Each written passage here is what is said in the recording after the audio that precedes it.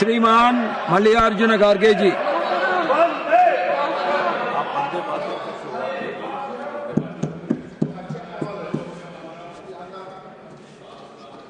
सभापति महोदय, सही बोलता हूं मैं, झूठ बोलने की आदत आपको है। सर, मैं वंदे मातरम से शुरू करूं। वंदे वंदे वंदे। आप भी जरा बोलिए, आप तो सो गए, आप भी सो गए। सोने दो, क्योंकि जब मुल्क जागता रहेगा वो सोते रहे तो ही अच्छा रहेगा। सर ठीक है, बैठो भाई। सर, आपका मैं बहुत ही आभार मानता हूं। आप मुझे होम मिनिस्टर बोलने के बाद मुझे आपने समय दिया, इसीलिए मैं आपका धन्यवाद करता हूं। सर, राष्ट्र गीत वंदे मातरम 150 साल के ऐतिहासिक मौके पर सदन में अपने विचार रखने का मुझे अवसर मिला है। मैं सौभाग्यशाली हूं और ये गाना मैं 60 साल से गा रहा हूं, क्योंकि मैं 55 साल तो इसी में गुजारा, एमएलए, एमपी, राज्यसभा मेंबर। सो इसीलिए मुझे तो वंदे मातरम गाना पहले से ही मुझे आदत हो गई है, हम गाते रहते हैं। लेकिन वंदे मातरम नहीं गाने वाले अब शुरू किए हैं, उनके लिए मैं धन्यवाद अर्पित करता हूं। ये तो वंदे मातरम की ताकत है सर। और वैसे तो ये राष्ट्रीय उत्सव का विषय है, बहस नहीं, मगर सबसे पहले मैं इंडियन नेशनल कांग्रेस की ओर से महान रचनाकार जो बंकिम चट्टोपाध्याय को नमन करता हूं, उन सेनानियों को भी नमन करता हूं। वंदे मातरम का नारा लगाते हुए आजादी के आंदोलन में जिनको बलिदान दिए उनको भी मैं नमन करता हूं। वंदे मातरम गीत भारत के सार्वजनिक जीवन में तब प्रवेश करता है जब गुरुदेव रविंद्रनाथ टैगोर ने 1896 में कांग्रेस के कलकत्ता अधिवेशन में पहली बार गाया था, और जिसका जिक्र हमारे होम मिनिस्टर ने अपने इस पे किया, लेकिन इसका बैकग्राउंड क्या था ये नहीं बोले। जो चीज उनको अच्छी लगती है और कांग्रेस को टोकने के लिए, हमारे लीडरों का अपमान करने के लिए जो बोलना है वही कट पेस्ट करके बोलते हैं, दूसरा नहीं बोलते। ये आदत है, लेकिन क्या कर सकते सर, चंद लोगों की वो आदत से मजबूर होते हैं, वही बात बार बार करते हैं। सर, इस तरह वंदे मातरम को आजादी का नारा बनाने का काम कांग्रेस पार्टी ने किया। कांग्रेस ने अपने अधिवेशनों और कार्यक्रम में वंदे मातरम के नियमित गायन की परंपरा शुरू कर दी।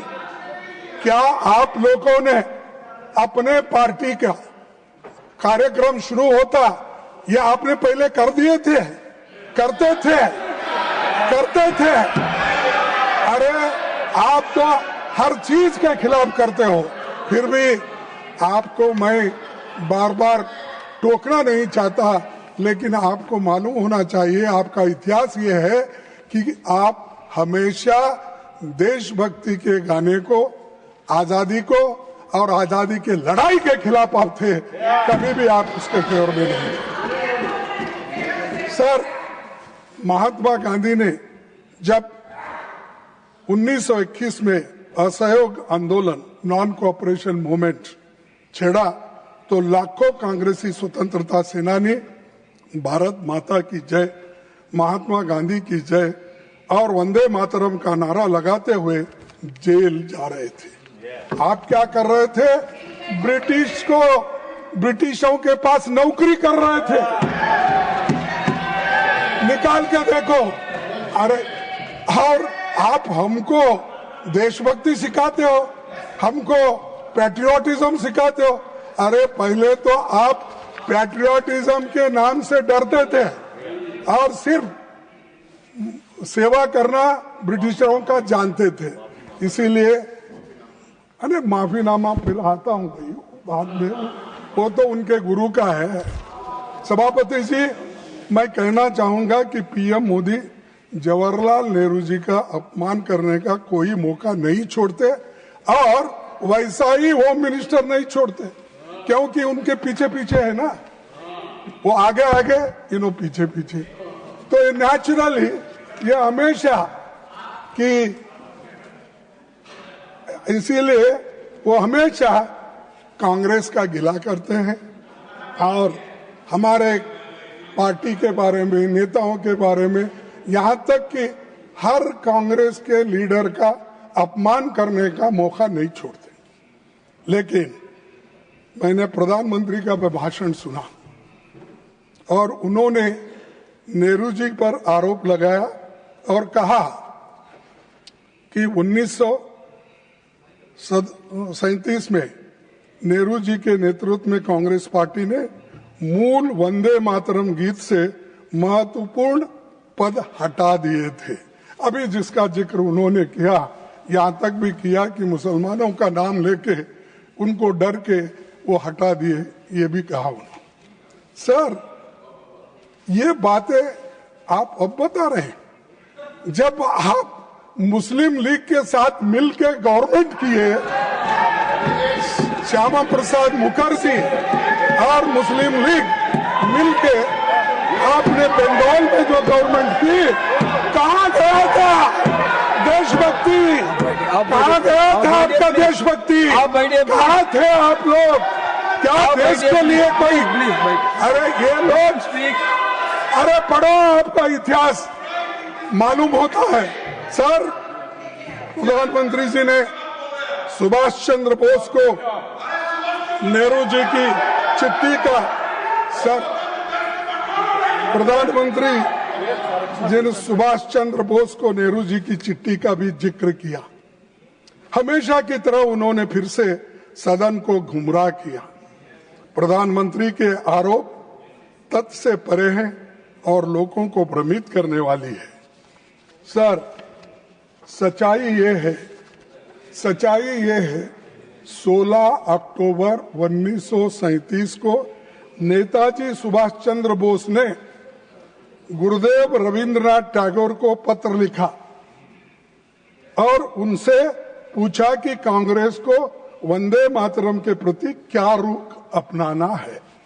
ये किसने लिखा? नेताजी सुभाष चंद्र बोस। उनके बारे में भी डाउट है आपको?